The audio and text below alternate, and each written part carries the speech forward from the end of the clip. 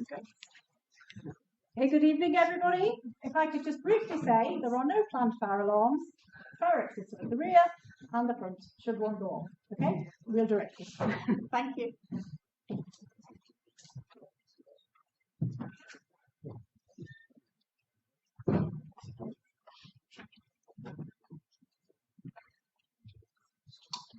Good evening, everybody, and welcome to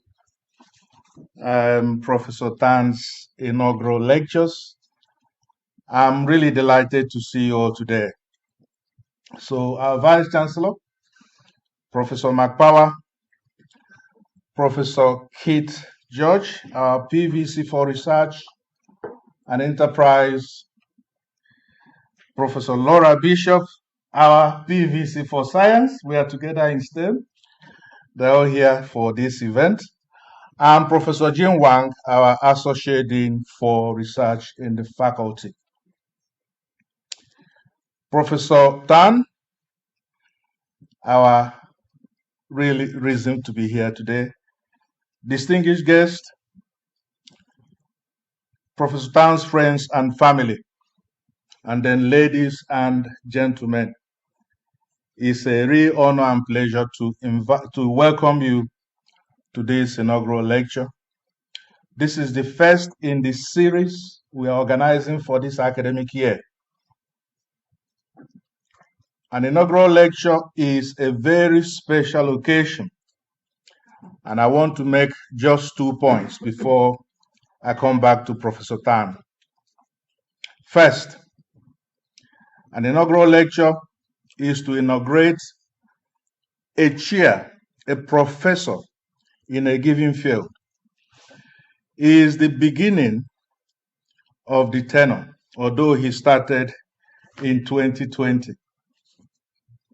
This event is to make his tenure successful and prosperous, not just for him, but for our faculty and, of course, our university.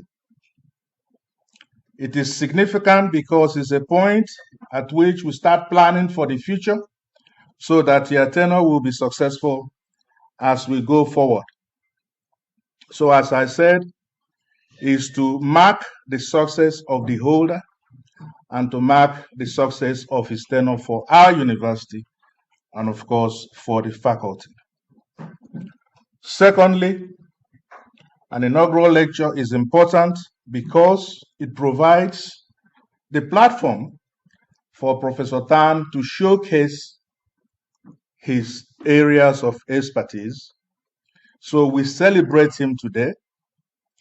We celebrate his success and achievements, and we do the same for all the new professors appointed in the university.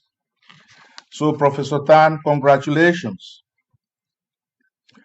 So this lecture represents a significant milestone in Professor Tan's academic journey and career. It provides him with the opportunity, as I said, to present the overview of his academic contributions, as well as the societal impact of his work so far, and to present us with the plans he has for the future, and also to ensure that his work is introduced to a wider audience across the university and, of course, across the region, and I hope the nation and globally. This will be hosted online, and his work will be shown across the world. For this occasion, we are particularly happy and grateful to our Vice Chancellor, Professor McPower, members of our university's professorship and readership panel, who have deemed it worthy to confer Professor Tan with the award of a chair and professorship. More specifically, I want to say thank you for all his colleagues in the research group where he works. There is a saying that it takes a village to bring up a child. He has worked with his colleagues in the Research Institute to achieve what he has achieved. So I want to say thank you to the Loom Research Institute that has helped him to achieve so far so many great things in his career. And we are grateful to Professor Tan's family, here represented by his wife and children, you can see here. In particular, T, thank you for the support you have given to Tan over the years. The support and help is appreciated. Now, let me move on and say a few words about Professor Tan, his education and work experience. He has a very, very rich pedigree. He obtained a first-class honors Bachelor of Science degree in computer science from Vietnam National University in Hanoi in the year 2000. He then worked as a researcher, developer, and then the head of the Department of Post and Telecommunications in Vietnam. He rose to become the head of department and manager of that group. He worked there between 2000 and 2005. Having done that, he deemed it fit to travel to the UK for his postgraduate studies. He then obtained a Master of Philosophy MPhil degree in computer science from the University of Birmingham, and that was in 2006. After that, he was still hungry for more education.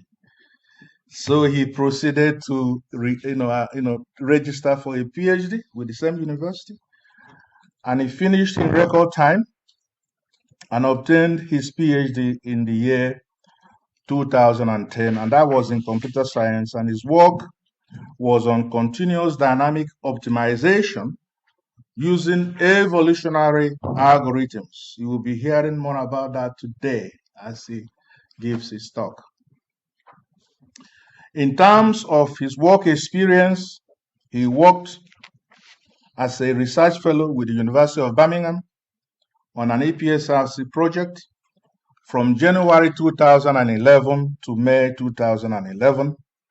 And then an opportunity came up here at Liverpool John Moores, and he joined us in 2011 as a postdoctoral research fellow. As they say, the rest is history.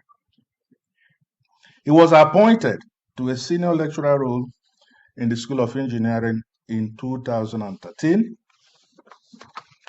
I'm glad to say that he excelled and performed excellently, so much that in 2015 he was appointed a reader. I think that's a record time. And then he was promoted again to full professorship in 2020. The professorial title is Professor of Operational Research in Transportation. If you listen very carefully, you will see he got his PhD in 2010, and then in 2020 he became a prof. I think that deserves.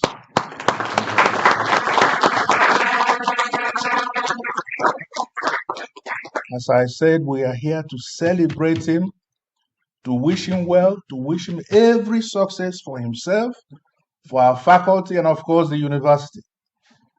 Okay, so we are wishing you well, that you will bring better outcomes from your research for our university. On behalf of us all here, our faculty management team and staff within the faculty, I want to thank Professor Tan for what he has already done. And I want to thank him in advance for this lecture. And I now tell him, we are looking forward to your continued success as a professor in the faculty, to the benefit of the faculty, our university, Liverpool John Moores University, your industrial partners, Liverpool City Region Business and Industry, your postgraduate students you supervise, and your colleagues, even now and in the future. Thank you for what you have done. Thank you for your contributions I'm going to hand over to you now to give the talk. We can't wait. Congratulations.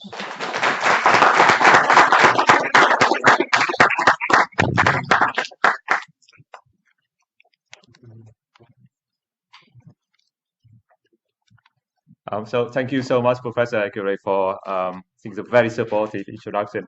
I'm very touched, and I think you know more about my CV than myself. So very well done. Thank you so much. Before I start, I just would like to thank everyone for coming here. Really, it's an absolutely honor for me to see so many friends and colleagues here this evening, and also to see the Vice Chancellor, Professor Mark Power, and also the other ELT members as well. So I'm genuinely very grateful to you all. So I would like to start my lecture actually with a series of photos taken by myself about, I think, 70 years ago when I first joined when I first came to the UK. And I would like your attention to this photo here and have a look at that. So this is a baby blue-tit, and he was probably around 3 weeks old. And his parents actually chose a crack, as you can see on the doorstep of the house that we lived at that time in Birmingham. And this crack has been the bird's only window to the outside world for 3 weeks. And for a while, I think he has been paying attention to this particular fly that I circle here. And I think to him, that fly probably both a kind of yummy food that he would never be able to get. But also, I think a friend coming to visit him from the outside world. Now, let's pay attention to his facial expression when the fly decided to go away. Look at that. Yeah, I couldn't stop laughing myself as well. So,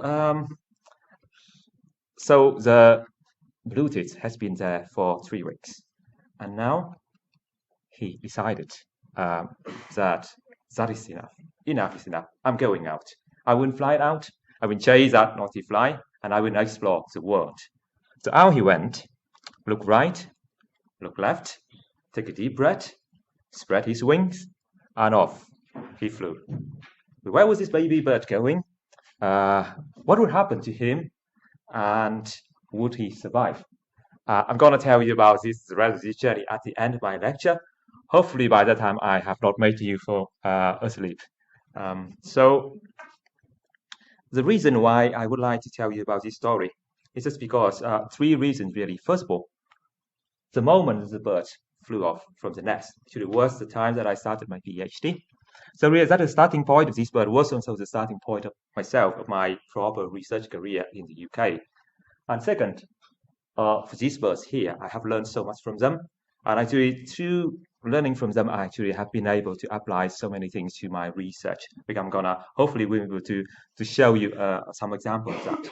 And finally, I was really fascinated by the fact that his parents, this family of birds, they actually chose the doorstep of our house as their home. Okay, not the roof, not the wall, but the doorstep where so many people going out and in.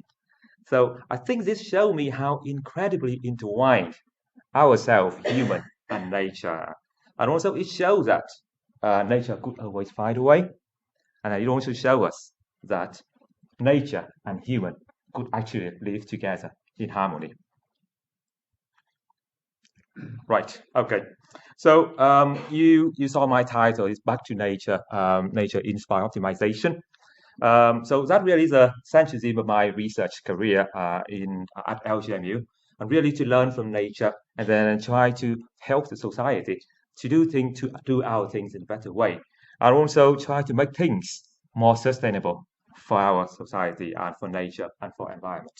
Just like when we look back at the start of that baby bird, I would like to reflect and look back at where I started as well, and reflect on the inspiration that I got from nature and how I got here today.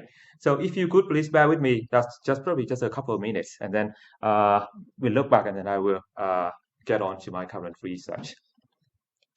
Okay, so I originally came from Vietnam, as Professor Gray has already mentioned, and it's the country here in the map.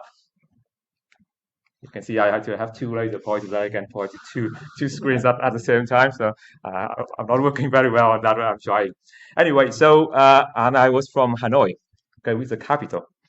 So Hanoi at that time, late 70s, was very different to what we have now.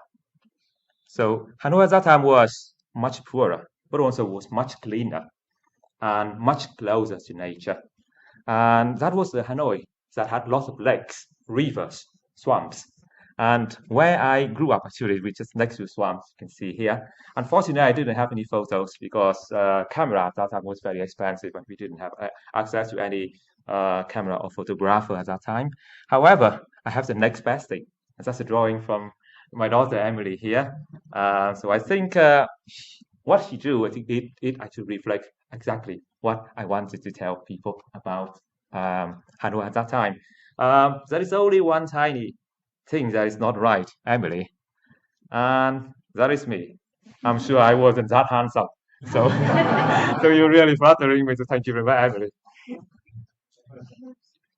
Anyway, so while growing up in this, so instead of having teddies or stuffed toys, I actually had the animals around me to play with, and instead of watching Teletubbies, I instead read the lecture notes from of my late mom, who was a biology teacher. So I still remember this photo here. And some of you might recognize it's a very famous mural by Charles Knight at the 1927 about the dinosaurs. And also, like many other children at the time in our country, we basically had to make our own toys. So we do that, make our toy using the resources from nature, and also try to inspire from nature, and then try to make things that can actually help us to get closer to nature. So this is an example. It was a monocular or telescope, whichever way you look at it. And I made this telescope from my dad's reading glasses, and also the only magnifying glass that we could find in the house. So my parents were very supportive to me for this. But then only until recently I remember that for several months, my dad actually didn't have any reading glasses because they were so hard to find at that time. And actually, he kind of like donated that for me to make this one. So I'm very grateful to them. Thank you, Dad. Okay, so with my monocular, now I was able to observe the behavior of animals around me much closer.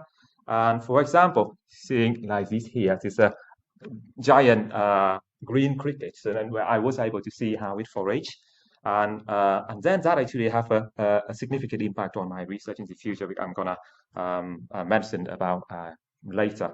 So looking back at all these early years, I feel that I was very privileged since I had the chance to be in very close connection with nature, and that helped me to always have a desire to learn from nature and to create and to make things so that we can make nature and also our society better. And I think that really is a platform for me to grow. So now, as Professor Ekre mentioned, so after I graduated from University of Vietnam National University Hanoi, I joined an R&D research institute within Vietnam National Telecom Corporation, which was the largest in Vietnam. And I felt I was very fortunate to be there. And first and foremost, because Sina was there, I met the most important person in my life, is my wife. So thank you, VNPT. And then also, the secondly, because working there, I have the chance to meet two other people who helped shape my early research, which I'm gonna talk about right now. The first person was Dr. Ding Zung, he's here. And he was the head of department at the time, and he entrusted me with leading and developing one of the two main R&D groups in the department at that time. And that was a huge privilege for me, for a newly graduate, but also a great challenge because I had never done it before. So my work in that institute at that time involved with two things. First of all, developing voiceover IP technology, and both in terms of products, so making voiceover IP products, but also about developing the technology itself. And I did that by joining these study groups, the multimedia group of the International Telecommunication Union. So for those of you who did not know, voice over IP basically is a technology to allow us to make calls, but also make videos over the data network. So now basically it is a thing that we have we take for granted, like the digital phone that we have on our desk at LGMU, like the WhatsApp, Microsoft Teams, Zoom, and things like that. However, that was the year 2000, and the technology actually was just a concept. So really, we didn't know how to start. So that's why I joined this group here in ITU and try to learn and also contribute to the development of the protocol and the standard. And also, I think it was important because we had a vision that because at that time, back in the day, 2000, making long distance calls was very, very expensive. And the poor family in Vietnam, if they have family members living far away, even overseas, and normally they could only make one call per year, or maybe no call at all. So we had a vision to change all that and make calling people, connecting people much cheaper. And eventually, after 5 years working in the institute with the help of my brilliant colleagues and also the support from this man here, I was able to deliver on both aspects. So on the product, we were able to develop the system we call VIP PBX, this one here, and which when installed in the network, is able to allow people to make voice over IP call from any device. It could be the analog phone, it could be the computer, it could be the soft phone. And the product was accepted by the NVIDIA, and we had a trial in the National Backbone Network, and it was a success. So we got a National Runner Award for the best ICT product in nationally at that time for that product. So we were quite happy. However, what pleased me even more really is that the volunteer work of our study group here, actually they created a platform for the development and the future development of all the voice over IP technologies. And now the cost of calling people was reduced drastically or even free if you use the likes of WhatsApp or Teams and Zooms. And it's all thanks to, I think, all those people working in ITU and also as an organization at that time. And also, particularly during the COVID, I think voice over IP was really a very useful tool to connect people during the pandemic. Except for that minor inconvenience. I'm sure everyone remembers this one. I think, having this kind of accident, I think it is probably a small price for us to pay for the convenience of having voice over IP technology. Okay, so I was still happy, but sometimes I do feel bad when I see it like that. And I'm sure all of us experience situation like this. Okay, so now the next step of my research career, I think, really brought me back to where I started about inspiration from nature. So that was the time that I, in the department, I had the chance to meet and also work with another brilliant colleague, and his name is Trung Than Nguyen, and he is now a professor in Deakin University in Australia. So one day he told me that he just attended a seminar about optimization. And we all know optimization really is just about finding the optimal solution for a particular problem. And I think all of us in high school probably all remember this graph here for a very simple function, y equal x squared. So in this function, the optimal solution would be here, right here at the bottom, and that's y equal to 0 and x equal to 0, as you know. So, but there are many other problems like this. If they have this kind of single valley shape like that, then it would normally be easy for optimization, traditional optimization techniques to find the optimal solution at the bottom. And basically what they do is just like us when say if we want to go down the valley, we get to this point and then we just slide down and then eventually we get to the bottom. And those algorithms work exactly like that. However, in reality, there are lots of problems. And those kind of problems, those kind of problems here we call the convex problem. But in reality, there are a lot of problems that actually are non-convex. And it means they can have multiple valleys and peaks like this. And then if we have one optimizer and trying to solve it, and it would not be able to do so the traditional one, because it would, as soon as it slid down, it has slid down to the bottom of one valley, it got stuck there and it would not be able to get away. So that brings us to Levy work. So this trajectory here, a footstep is called a Levy work. And I know for some of you, it's tempting to call it a drunk walk. Yeah, but it actually isn't. It does look like a drunk people walking, but it isn't. The Chuan told me about a distribution. It's called the Levy distribution, and you can see it has a very long tail here. And with that long tail, long tail on one side, and with that long tail, now, if someone make a walk, follow that distribution, what they would do would be something like this. So they would for many steps, they would just move around a spot here with very, very small steps. But then suddenly they would make the big jumps and going from one place to another. So that actually, so as soon as I heard that from Chuan, I remember what I saw in the past with my monocular for the cricket, and I remember that the cricket actually moved exactly that way when they try to forage. And then I think now if you look at the animals around you, for example, squirrel is a backyard, you will see that they actually move exactly the same. You will see that they would try to like jump around a spot and maybe try to dig in some of the nuts or stores, the foods they have stored there. And then suddenly they will make a big leap and then go into another area and again jump around that spot and so on and so forth. So that actually kind of like follows this movement. So, and then we did some literature review and we realized that was actually the case because there was a publication in Nature in 1999. And actually, people have observed that the animals foraging, some of them do follow the Levy distribution. So now, because if nature chose this as a way for the animals to forage, and the nature has been evolving for so many billion, so a few billion years at least, then it must be good. So there must be something we can learn. So our idea really is to try to pick that foraging behavior and try to apply that to optimization. And the idea is that these big jumps here would allow us to get out of the local valleys of the local optima that an optimizer might got stuck in.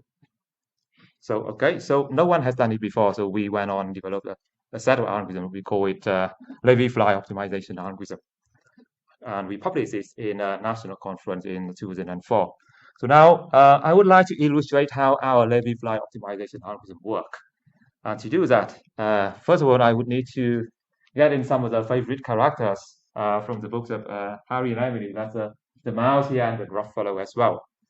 And my son Harry also helped me to program the Levy fly optimization algorithms in this kind of landscape. So I'm going to show you in a moment. But before that, please just let me kind of like set the scene.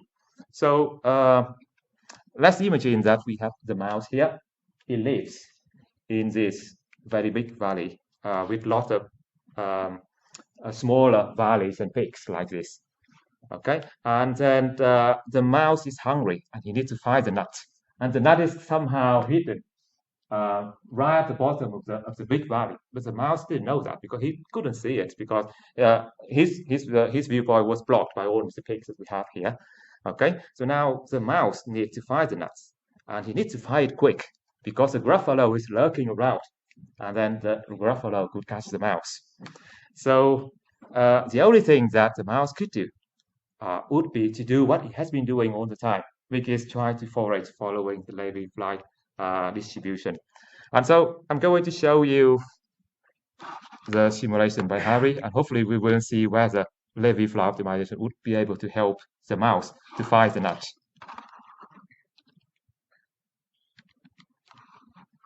Okay, so first of all, so just want to again give a little bit more context. So this function that I show you on the slide is actually a quite famous function. It's called the Ratchingen function, and normally people use that to test optimization algorithms.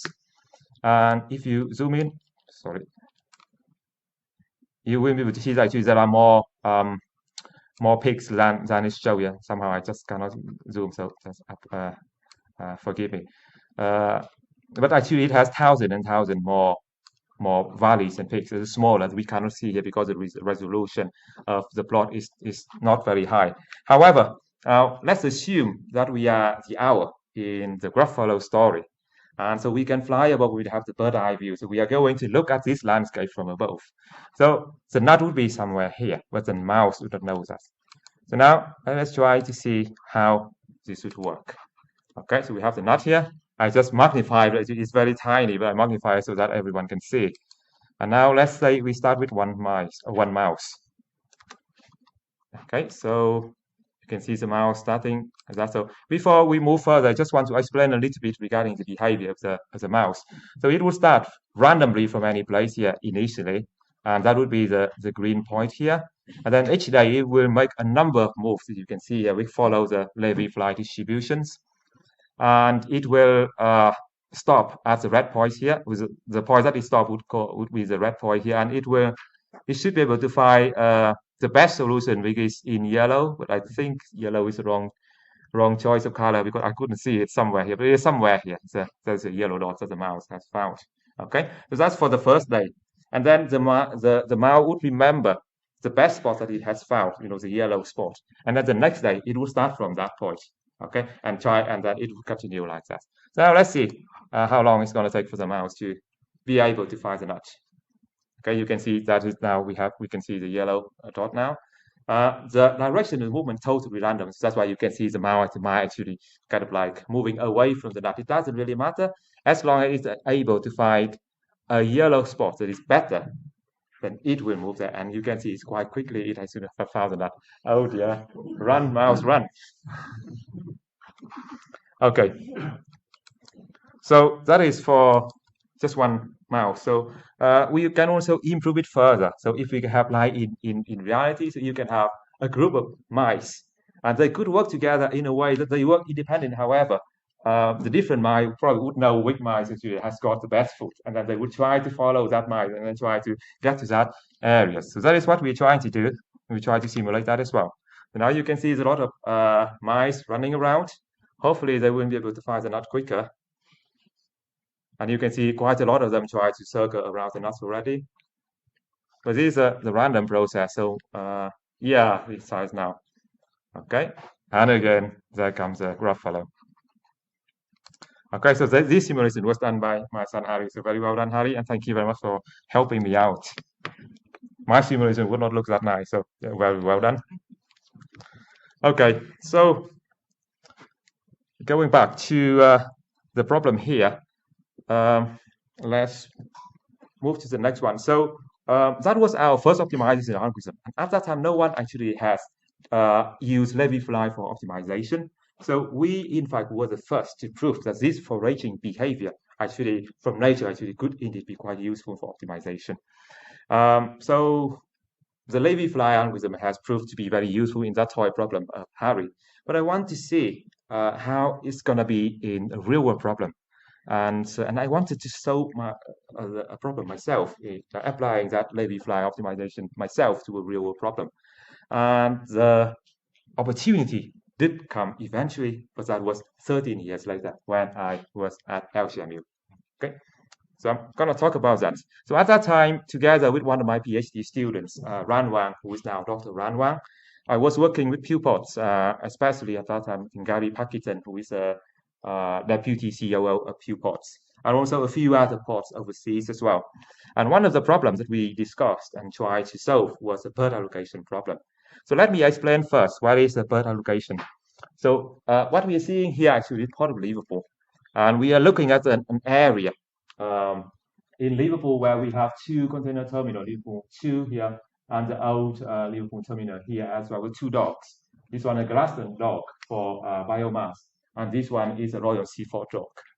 Okay, so for each of the dock here, you can see there's an area, or terminal, you can see there's an area where sheep can actually stay, and that is called the birds. Okay, so now on the side of each dock, like this one, for example, there could be multiple birds because you might be able to allow multiple vessels to stay, as you can see here on the screen as well. So now for some areas with very high tides like Liverpool, the sea level would constantly change throughout the day due to the tide. And in this situation, unless the port is a deep water terminal like Liverpool 2 here, then you would need to have a system which is called the lock system to be able to retain the level of water inside the dock. The level is always high, so that vessel would not get stranded. And so that is the lock system that you can see here on the screen. Okay, so now the lock system was perfect for that purpose. However, with the log system, now vessel would only be able to get in and get out during the high tide, and it means that during low tide they would get stuck there. Okay, and that could have a significant impact on performance as well as environment, which I'm gonna show in a moment. Now I'm just trying to show you how it would work. Does it run? Anyway, never mind. I think it is. I have a simulation that I did for pupils with energy. It was running before, but it doesn't run. It doesn't matter really. It just basically simulation is just trying to show you how vessels moving in through this very narrow area of the log system and how it basically gets to the berth and then stay there and then moving out when the tide is low. And then we have some statistics about that. But never mind. Basically, I think probably what I explained to you would probably be enough. So now, why do we need to optimize the berth allocation? And there are three reasons for that. The first one is the cost. So it costs a great deal for a vessel to stay at the port.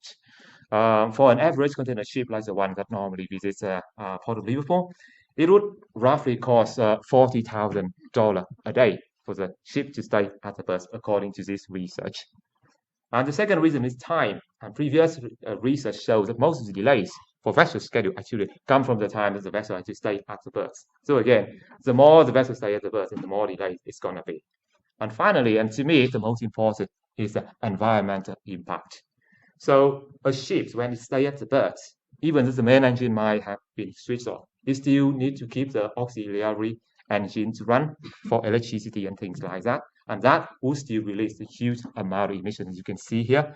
So for the average container ships that I mentioned before, per day, it could release about 17 tons of carbon dioxide. So that is a lot.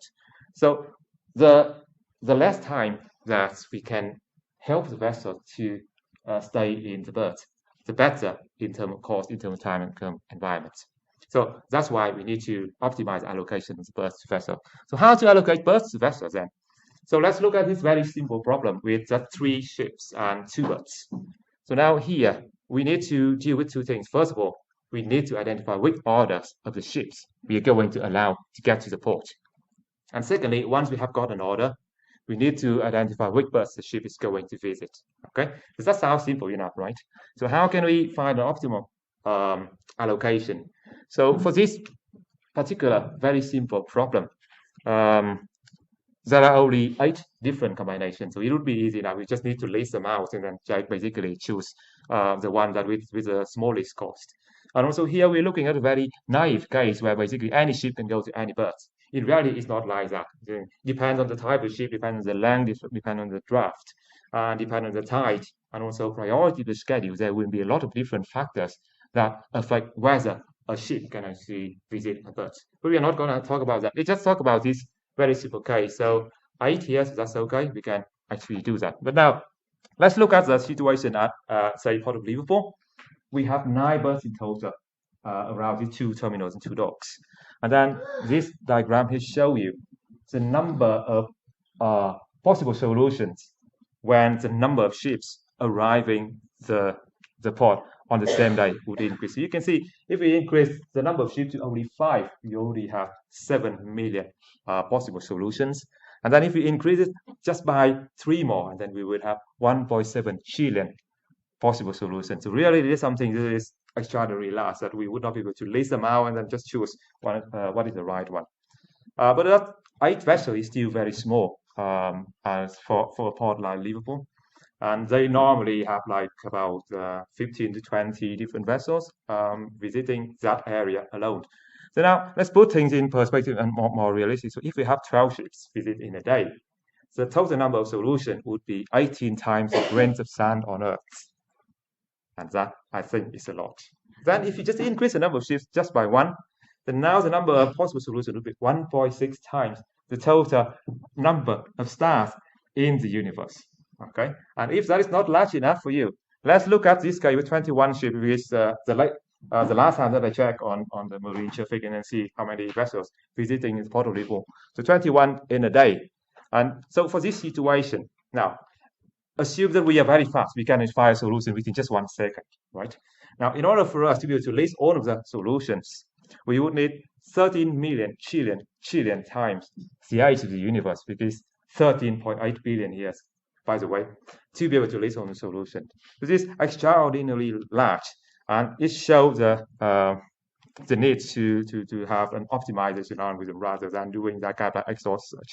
So these are extraordinary numbers, yes, but they are no strangers to us because practically it is the same for most of the real world problems that we have to deal with. They all have extraordinary large number of search space that we need to be able to identify the optimization solution still. But optimization, how? How would we be able to do that? Now, the mouse say I can help with Levy fly. So let's give it a go. Okay, so just want to remind people that so previously with the Gruffalo the nut problem, this is how the mouse managed to find the nut. So he tried to move in this in this trajectory and some combining many small steps with a few big steps. Okay, so a few small jumps and then a few large jumps. So how can we encapsulate that in an optimization problem like the bird allocation?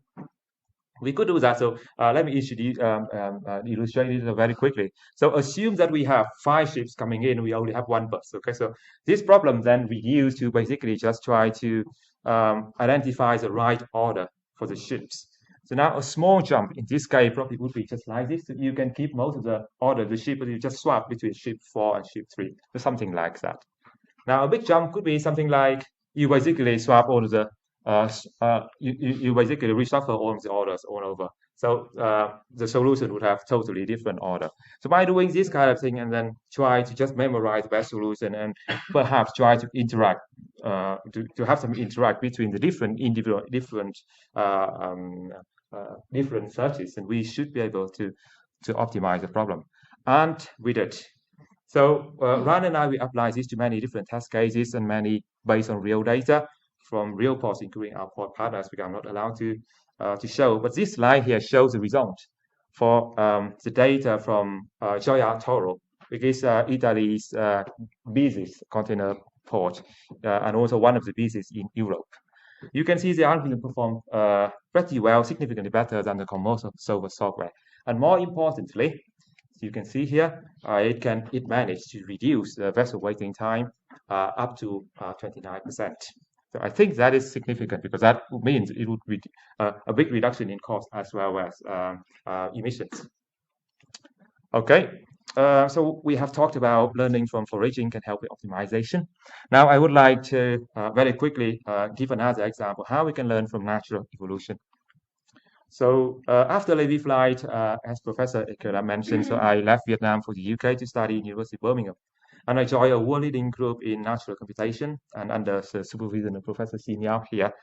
And here I developed a number of algorithms that some basically are based on natural phenomena that have not been applied in optimization before, like Levy flight, but also some based on popular nature-inspired methods like evolutionary algorithms. So what is evolutionary algorithms? I would like to just show you an example. So the evolution of the 2 foxes. So researchers believe that the ancestor foxes appeared in Africa about 7 million years ago. And then as time goes by, they spread across the other continents and then they evolved into the different environments there.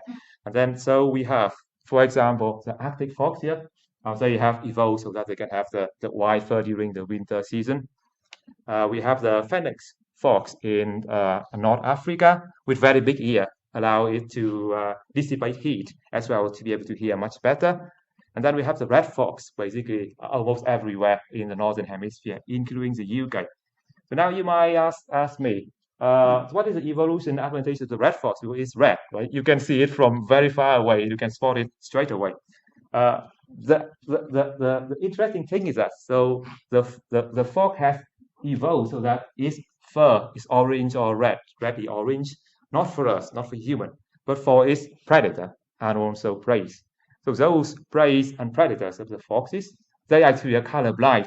The color blind in terms of the green and orange color. So to them, orange or green, they look exactly the same. So the fox would blend right in a forest or in a grass or something like that, and its prey or its predator would not be able to see that. So that's why the red fox has been so successful. And now, according to my daughter Emily, in the future we might have the rainbow fox. And why? It's because they might evolve to live in cities. And then the rainbow fur here, the rainbow color, might help it to blend with the different city lights in the city. Whether she's going to be right, we will see. Okay, so in all of the cases, like that, the animal basically evolved because their ancestor developed some kind of mutation in the genes, and then they pass the genes down to the offspring. And if the gene is good, allow the offspring to be able to survive better in the environment, and the gene wouldn't be kept. Just like with the white fur for the fox and the big ear for the white fur for the Arctic fox and the big ear for the Fennex fox and things like that. So this basically is also the principle that evolutionary algorithm is about. So now I'm going to show another simulation by Harry. I will try to do it very quickly because we have a few other things to cover as well. So let me see. Okay. So now let me set the scene first. Assume that here we are on Mars and we have this Mars rover here. And the task of the Mars rover is to navigate its way to the alien. It doesn't know where's the alien. It doesn't have a map. It doesn't have a camera. And all the things that it has is only a collision sensor. Whenever it is about to collide into something, and it will basically just go back and try another solution. And it can only move in the, I'm sorry, it doesn't look very clear, but it can only move in this orange area. And the red area basically are the rock canyon. So basically it cannot move there. Okay, so let's try that. And I will, while we're doing this, I'm gonna show you the solution. Okay. So now, what evolutionary algorithm is trying to do with this rover? You can see initially it's kind of like moving randomly, and some of the trajectory is pretty good, but some are really bad. And you can see all of these trajectories are here. So initially, evolutionary algorithm will try to generate multiple random trajectories for the rover. And then the better one, like the one that go all the way down, will be kept. And then it will basically be used for the next generation because it's the better one. And then they will add some mutation to that trajectory and so on. And eventually, hopefully, we will be able to have the perfect trajectory to get to the point. I don't know whether we have time to do it. Let me try to see if it can do it. Sometimes it could be quite slow. If we can do it quickly, then we will do it. Otherwise, we will. Yeah, it looks like it's doing okay. Yeah, okay, got it. Yay. Okay, so now you can see it's a perfect trajectory. So you can see just basically just a random process following natural evolution. It actually can help this rover, which doesn't have any knowledge about Mars or the path it is going to be, that is managed to find the rover. There might be a situation like this. I'm not going to show because we're running out of time. So once the rover has already found a path, there might be something happen to the way, like you can see a huge landslide here on the path, and then the rover would need to change his way and need to adapt. And again, natural evolution can help us to do that. But then we can give natural evolution. But natural evolution normally is quite slow, so we can try to give natural evolution a little kick and to make it work better, like this. I'm not going to show, but it is one of the research that we have been doing to try to kind of like deal with situation like changes and things like that. Okay, so again, this is a simulation done by Harry. So very well done, Harry. Thank you. Oh, not this one. Where was it? Is this the one that I'm showing you? Yeah, it is. Apologies. Okay, moving on. So during my time at University of Birmingham as well as LGMU, I think we have been working extensively on this kind of algorithm. And at the time at UOB, University of Birmingham, I feel very privileged to be part of that world-leading team there. But I also wanted to apply my research into, apply the fundamental research that we have developed into the real-world application, and to be able to see the impact of that on people, societies, myself. And so I had been waiting patiently for the right opportunity. And as Frank Sinatra said, the best is yet to come. And this is the best opportunity for me. Then came that opportunity from LGU. So as Professor Ekera says, that was an advertisement for a postdoc position. And I still remember that interview like it was yesterday. And I was interviewed by this gentleman here. You all know them, Professor Zai Yang, who was the lead of the project at that time, Professor Jean Wang, Professor Ian Jenkins, and Dr. Steve Bonser, who had already retired. From the interview on that day, I learned that this was an EU project to develop an autonomous vehicles in the port. So I thought, yeah, it's not a mass robber. It is autonomous, nevertheless. And more importantly, it's an electric vehicle, so it's green for the environment. So I want to do this. I need to do this. So I think I accept the challenge, even that at that time I didn't know anything about maritime, about port, about even this kind of vehicles. But I accepted the challenge, and I'm also very grateful to this gentleman here because they were very welcoming to me, and they also took the chance on me as well. And I'm very grateful to them for that. So the first task that I did actually to apply a similar algorithm to the one that Harry has demonstrated to these vehicles here. And you can see there's no driver. And actually, this is a screenshot from a video. I had the video, but somehow I just couldn't add it to PowerPoint. So you have to take my word. So yeah, believe me, it did run, and it did run okay in the port. That was a Dublin ferry port, but I just couldn't show you. And then this one, hopefully it will run. I don't know it run. No, it doesn't either. And this one, basically, it was a simulation to show how the vehicle was able to pick up containers from the yard and then bring it to the ship and so on. So I think it was quite a nice simulation. Again, it didn't run, so my apologies for that. So that was what the first task that I did at Algeria. But evolutionary algorithm could be used for many things, not only to control a vehicle. So within that kind of like application domain, the next research that we did was with my first PhD student, Dr. Cheyenne Kabaka, who is a brilliant researcher, was to help port partners really to understand whether they should invest in automation or not. And if they invest in automation, how many vehicles they're going to buy? And if they invest in the non-autonomous vehicle, how many vehicles they're going to buy? I'm not going into detail, but again, we develop an evolutionary algorithm to handle this. And we were able to reduce the number of vehicles needed and also schedule the movement of the vehicle as well, reduce it significantly. I'm not going to go into detail. And Cheyenne and I also show the port partners how going autonomous with run-on electric would help them a lot in terms of reducing emissions as well as reducing also the operational and maintenance costs as well. And I think we were very glad to know that after we delivered that recommendation to a few ports, a port partner with Dublin Ferry Port here, I think they had decided to move to automation, and now they have become the region's most advanced and the most green port as well. So that's a very happy news for us. So now the few projects that I mentioned were just a starting point really of my 12-year-long journey with LGMU. And in that journey, beyond the nature-inspired algorithms and models, I have learned two fundamental things about nature. The first thing is collaboration is really the key. And in fact, collaboration was a catalyst for life as we know it. I think many of you might have known that it was started around 2 billion years ago.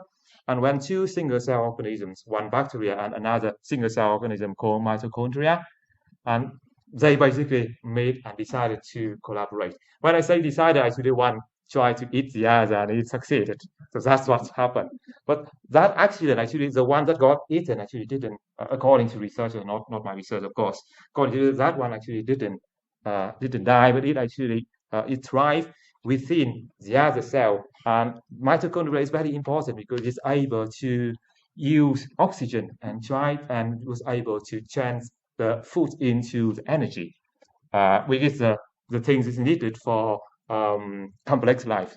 So all of the complex living things that we have here on the planet, ours, human nature, plants, animals, we all share the same predecessors, all due to that accident of collaboration. Now, the second thing that I learned from nature is that life is very fragile. There has been events in the past, according to recent research, when the action of one single species could actually make a significant change to the whole planet and causing mass extinction. And for example, we all know the blue-green algae, right? We see them a lot in lakes and ponds and things like that. So they actually was the sole cause for a mass extinction. I think can't remember around 2 billion years ago. And so life, and the reason why they caused extinction, because they released a very poisonous gas at that time, and that was oxygen. Okay, so oxygen actually was very harmful for life before the blue-green algae. And then it changed the atmosphere, and then it produced so much oxygen that those living things that couldn't adapt to that, they would die. But the things, living things with, say, like mitochondria, they would be able to thrive, and that's why we have life it is now. So I believe human actually has the capacity to make changes like that of the same magnitude to the environment like the blue-green algae. Because just look at how we transformed the world within just maybe just 500 years, or even less, maybe just the last 200 years, how much we have changed the world. So I think if we do not preserve nature, we might actually destroy everything that we have, and we might actually cause another mass extinction. And I believe that nature would still find a way and life would still thrive afterwards. But whether we as a living being would be able to survive that mass extinction, that's another matter. So throughout my research here at LCMU, I've been trying to collaborate with many different colleges and external partner, really to try to contribute our little part to sustainability of the planet, and try to use our research to make the society, how to say, more, especially transport, greener and more environmental friendly. And over these past 12 years, I have been very privileged to work with so many excellent team members, colleagues, and partners. And we have done so much work on sustainability. And we can be summarized into three different areas. The first one is maritime and green logistics, second train and public transportation, and third one is sustainable travel and air quality. So I'm going to just go very quickly to just summarize this area, and really it's for me to show the acknowledgement to all of my friends and colleagues here. Okay, so I'm not going into detail, but it is one of the sub areas that we have done regarding maritime and green logistics. And on the left hand side, you see the applications that we have done. The right hand side, which is a screenshot or photo of the actual products in the real environment. I'm not going into detail. And then we also did work on logistics and warehousing, and also maritime shipping. Now, our work on this area have received some recognitions from media, but what I would like to highlight are the following impact, as recognized by an industry partner and overseas port. And it led us to winning the highly commended award of the Newton Prize for impactful projects with international collaboration. And I think it also helped us to receive a good REF impact as well. We were co-first in the UK in terms of 3-star and 4-star impact. So we were quite proud of these things that we work together. And I think I have to thank all of the colleagues here and also other colleagues that have been working with me over the past 12 years for that. So as I mentioned, we couldn't deliver the aforementioned work without the extremely generous support from our external partners, you can see here. And some of them are in the audience today. And similarly, I think this is a list of some of the names of colleagues who I have had the privilege to work with to make maritime transport greener and more sustainable. I would like to just single out a couple of outstanding examples, perhaps. For example, Dr. Shayan Kabagat, who was my first PhD student, also Dr. Ranwang and Dr.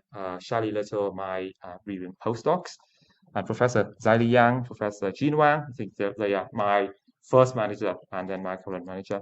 Also, I would like to show recognition to Mr. Ian Robertson, and Gary Hodgson and Gary Parkinson from Pew Post as well, and Mr. Dao Gokwan from VIP Greenport, and Mr. Lei Chi-Teng from Vietnam Maritime University, and many others. Again, I will not be able to list them all.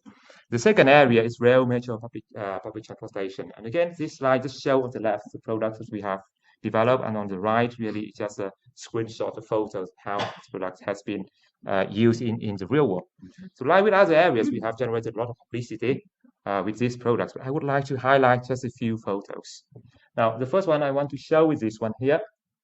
And you can see that actually there are 3 different products in one single place in Liverpool South Parkway.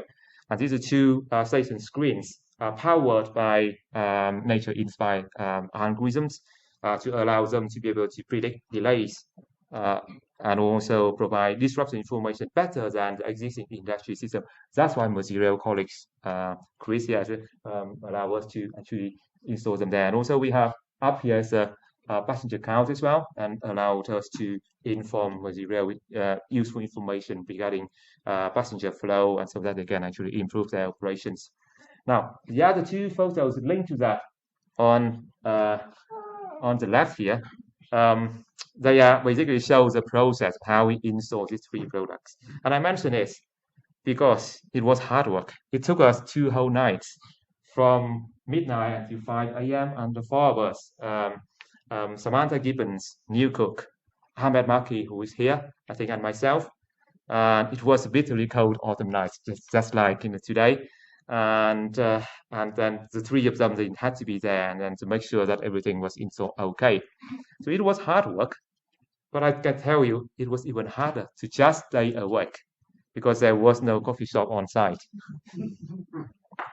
So now the last photo here show another project that again we deliver to Maritime, and particular thanks to Chris Austin, who is here with us today. And this one is being used by Maritime staff, and again special thanks to Alan Palland, Tony Morris, and Adam Worthington, which I think are in the audience today, as well as Rinchen Tulata. I think he might be here today as well. I haven't seen him actually, but I think he's here, and Nick Cross as well. And really for these two projects, as I mentioned, I really would like to thank Material colleagues, and Chris, but also Sheen, Dave Stamper, Sheen Matthew, Chris Ellery, Neil Young. I think some of them are in the audience. They were extremely helpful and supportive and very kindly help us to basically carry out the trial on the network. So thank you very much, Chris.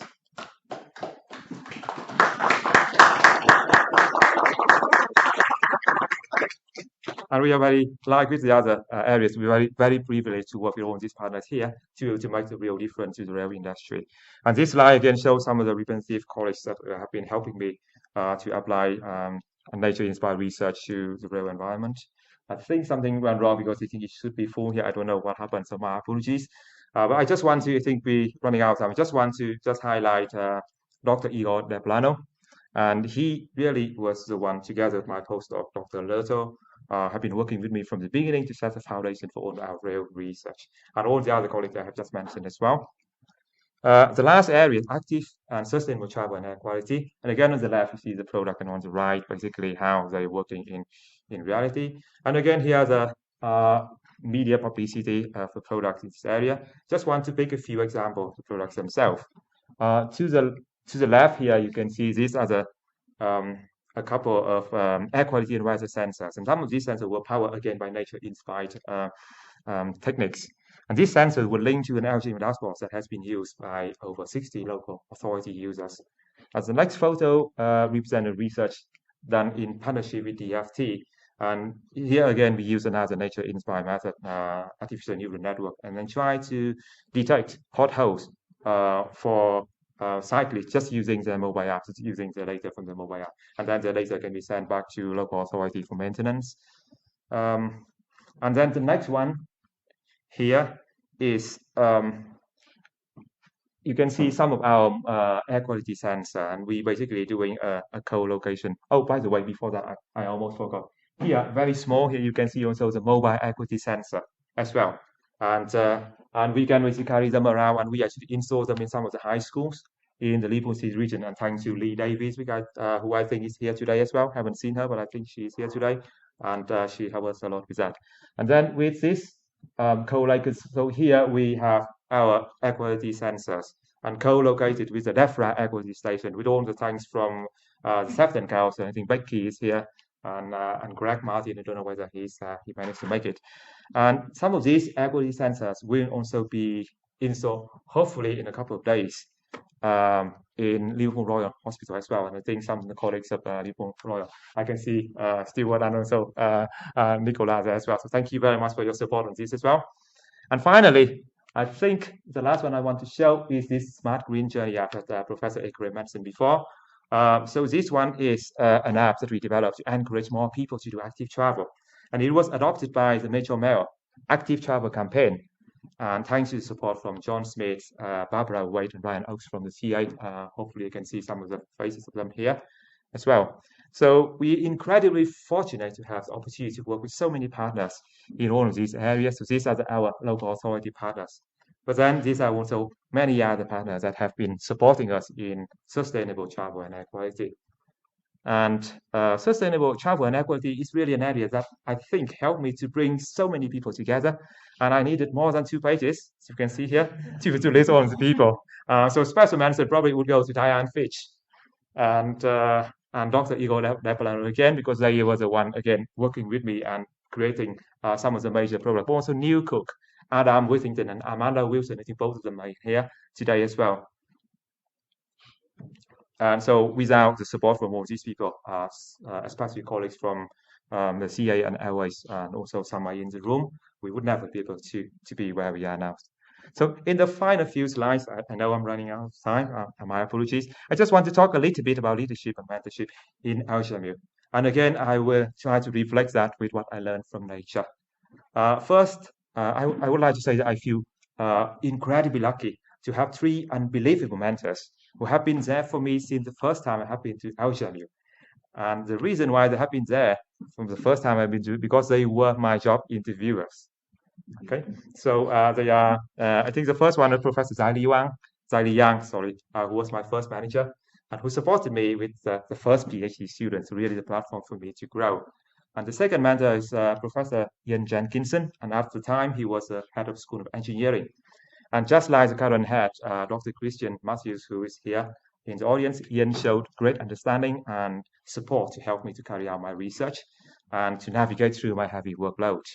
And the third mentor is Professor Jin Wang, and who is my current line manager, also associated research at the faculty. And I think he really sets an outstanding example for all of us in the faculty, not only in terms of having a very successful, setting up a very successful research environment in fact, of founding the Loom Institute, but also because he continuously, selflessly support each individual staff member to grow. And his office door, like with the others that I mentioned, they are always open and he's always available to help despite his busy schedule. And incidentally, these 3 mentors that I had, they are also part of the leadership of the faculty and also the school. And really what they show in leadership and mentorship also reflects the wider leadership as well. And my team and I received so much support from all the PVC faculty, past and present, Professor Ahmed Shama, Professor Mike Riley, in the past and now Professor Andy Ekere. And we received the same support from head of school as well, Professor Ian Jenkinson, I mentioned before, also Dr. Christian Matthews, and also a huge amount of support and guidance from our team of subject heads as well as program leaders. I'm very grateful to them all for that. And I have already thanked colleagues in the previous list, so you might have seen your names popping up in the other. I also want to say thank you to all Loom College as well as the FED College who have been, and also LCB College as well, helping me in so many different collaborations. And I also want to say thank you to support team in the faculty as well, in university as well, because without them, nothing would run. So thank you very much. Now, for the leadership and mentorship team, I hope you don't mind because I want to illustrate your brilliance with some geese photos taken by myself. Okay, so I hope you don't mind. Okay, so I think this one here. Well, basically, I think it basically show I explained itself really. So thank you for pulling all of us together in a line and lead us through so many challenges. And the latest one was the difficult COVID time. So thank you very much for that. And thank you for allowing us to work independently. You selflessly give the opportunity to us on here, like the 3 kids here, and you basically stay behind rather than keeping it for yourself. But when you're staying behind, you are always there and ready to provide any support whenever we need it. So thank you very much for that. And finally, thank you for always keeping cool heads. You can see here, while watching out for opportunity and challenges as well. Why all of us here singing and dancing and doing the thing with our research. Okay, so I think without the leadership watching out for it, we wouldn't be able to achieve what we have got here. And I also would like to thank our students as well. I think I have already thanked many of my PhD students, also the taught students as well, for trying to apply the techniques that I taught them to the work. And example, special mention would go to Ahmed Fatih, who is the CEO of Marine Co. And he managed to improve productivity of his company by 80% using the techniques that we have just mentioned. So very well done to you, Ahmed.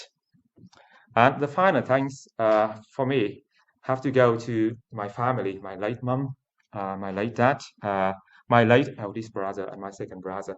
Thank you for bringing me up and for teaching me the values of life, compassion, hard work, and a love for nature.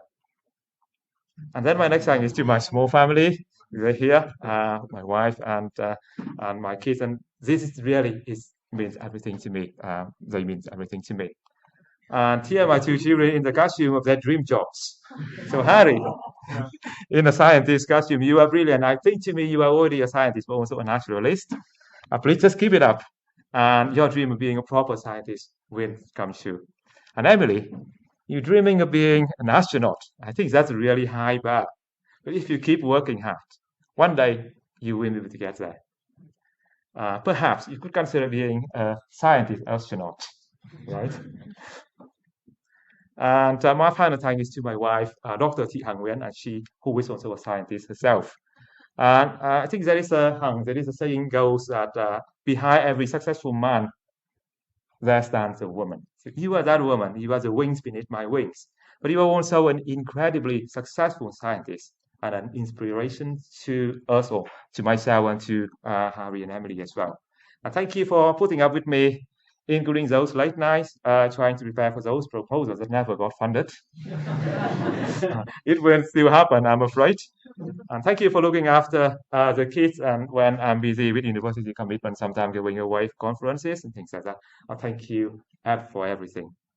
And also, happy birthday to you.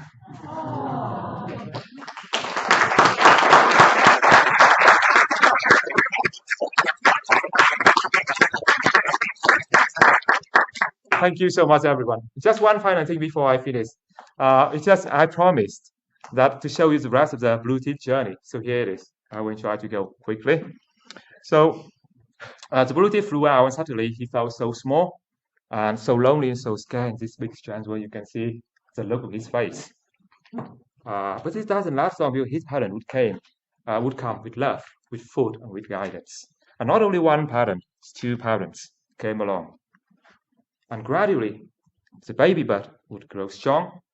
Now he could confidently fly out and start his independent journey. But being independent is tough. Life is tough being alone. He could not fly foot, and when he could, he was chased away by bigger, stronger birds like this pesky great teeth here. And winter is coming soon. What could the young bird do? Fortunately, the young birds came across some older, more experienced birds. His mentors here, and they very happily allow the young blue-tit to join their flock. Okay, and they work together to find food. And with the help of these mentors, the young birds soon realize the values of working together. Flying together in a flock in winter, and that actually is true. I have seen them many times, combining different bird species. Like here you can see green finches and blue teeth, but there are many of them. I just couldn't keep them all in one single frame. And they work together not only to find food, but also to avoid predators as well. That is very, very interesting behavior from these birds. And finally, even the previous pesky and bully great here now also collaborate with our blue-tit, and together they share their fruitful findings here. And with the help of his friend, the young blue-tits grew stronger and become more experienced. And together with his friend, they survived the winter. So now, in the next spring, our blue-tit now has successfully started a family of his own. His journey continues, as does mine. And I think that's all from me. Thank you so much, everyone.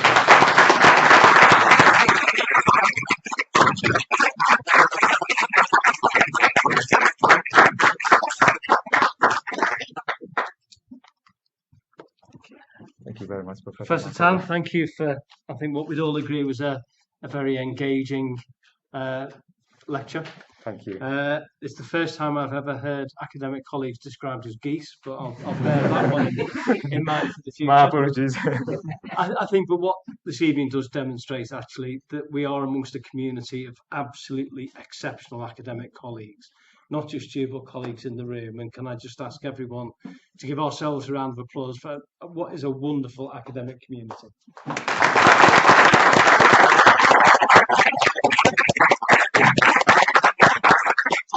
So finally, on behalf of the university, I'd like just to provide you with a small token, a gift, just to recognise this evening's Thank you very much. That means a lecture. lot to me. So thank you very much. Thank you Well very much, done. Professor Thank you. Markova. Thank you, everyone, again. And I'm sure everybody's very eager, but I think the drinks are now served outside.